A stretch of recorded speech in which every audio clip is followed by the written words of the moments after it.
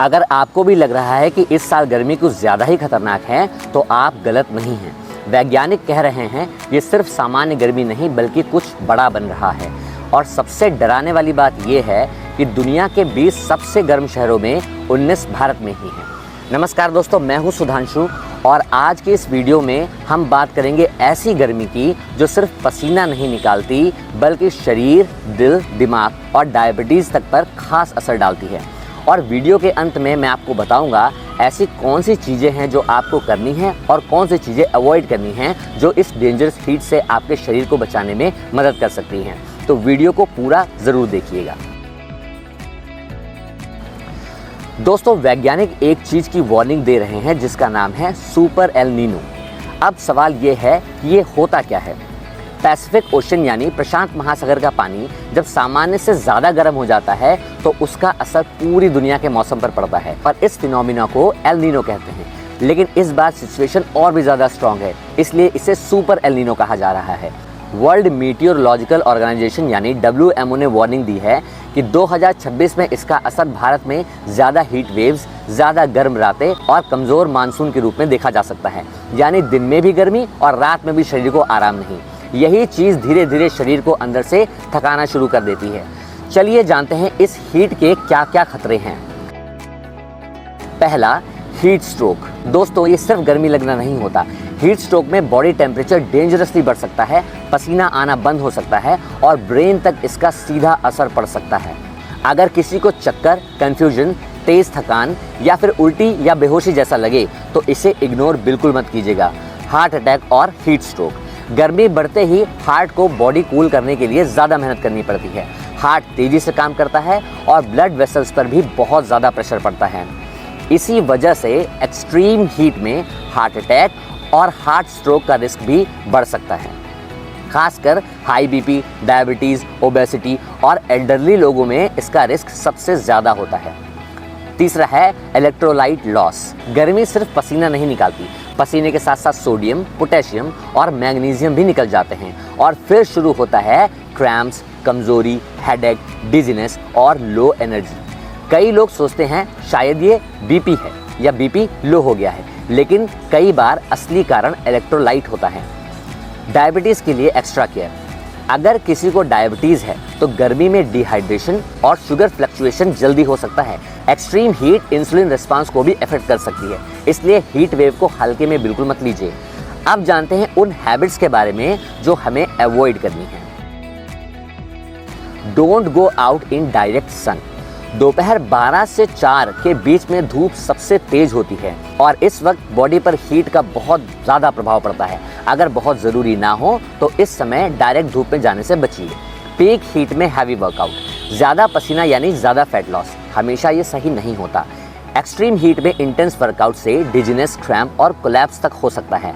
Workout या तो सुबह जल्दी करें या फिर शाम में करें और या फिर वर्कआउट की जगह का टेम्परेचर मेंटेन करके रखें।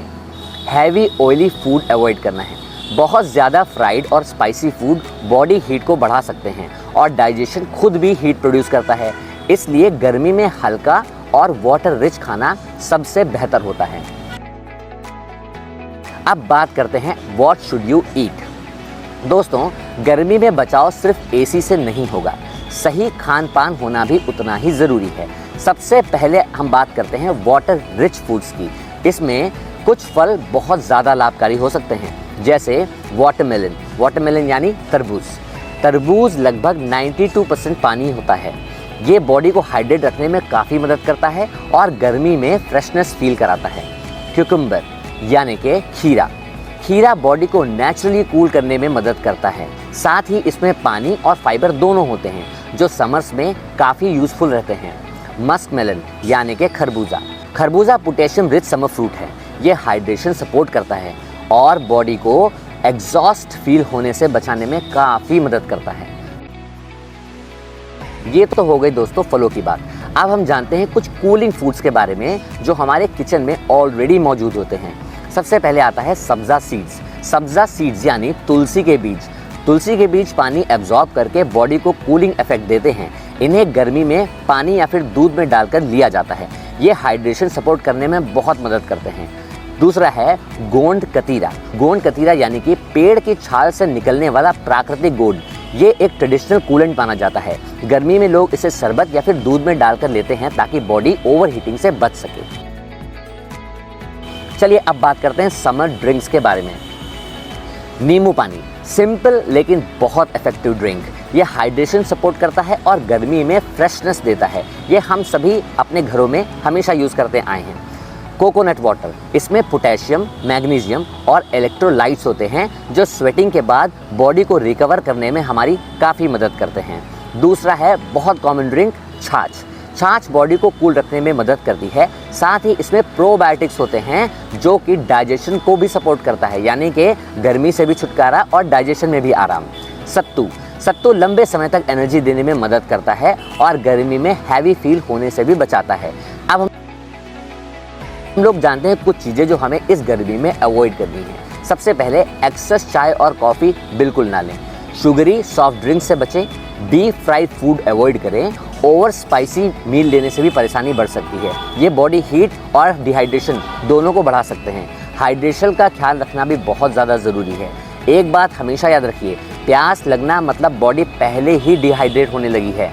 इसलिए थोड़ी थोड़ी देर पर थोड़ा थोड़ा फ्लूइड लेते रहिए। और अगर आप बाहर हैं तो आपके फ्लूइड इनटेक को भी बढ़ाना पड़ेगा। और अगर आपको चक्कर, क्रैम्प्स या कमज़ोरी जैसा लग रहा है तो बॉडी शायद इलेक्ट्रोलाइट लॉस से स्ट्रगल कर रही है, तो ऐसे में ORS लेना बहुत लाभकारी हो सकता है। दोस्तों 2026 की गर्मी सिर्फ अनकंफर्टेबल नहीं है, कई लोगों के लिए बहुत डेंजरस भी साबित हो सकती है। लेकिन हाइड्रेशन, सही खान पान और थोड़ी सावधानी बहुत फ़र्क ला सकती है। अगर आपको ये वीडियो यूज़फुल लगी हो तो इसे अपने फैमिली व्हाट्सएप ग्रुप में ज़रूर शेयर कर दीजिएगा, क्योंकि गर्मी सबको लगती है लेकिन सही जानकारी सबके पास नहीं होती है। वीडियो पसंद आया हो तो लाइक करें, चैनल को सब्सक्राइब करें और कमेंट करके मुझे ज़रूर बताइएगा कि इस गर्मी में आप कौन सा तरीका अपना रहे हैं। मैं मिलता हूँ आप लोगों से अपनी अगली वीडियो में। नमस्कार।